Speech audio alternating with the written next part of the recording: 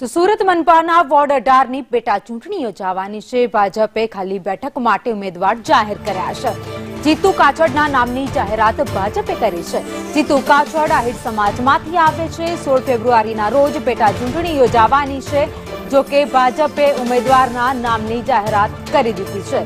Surat મનપાના ward number 18 ની પેટા ચૂંટણી થવાની છે, જેના માટે ઉમેદવારની ભાજપે જાહેરાત કરી દીધી છે।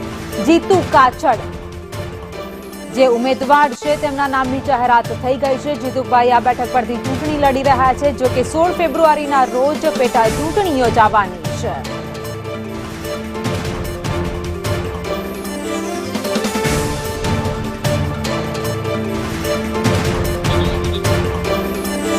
આગામી દિવસોમાં સ્થાનિક સ્વરાજની ચૂંટણી યોજાઈ રહી છે, ત્યારે સાથે જ મનપાની પણ ચૂંટણી યોજાવાની છે। કેટલીક બેઠકો ઉપર સુરતમાં ચૂંટણી યોજાવાની છે, તેને લઈને સુરત મનપા દ્વારા વોર્ડ નંબર 18 ની પેટા ચૂંટણીને લઈને ઉમેદવારના નામની જાહેરાત કરવામાં આવી છે। જીતુ કાછડ જે આહિર સમાજમાંથી આવે છે તેમના નામની ભાજપે જાહેરાત કરી છે।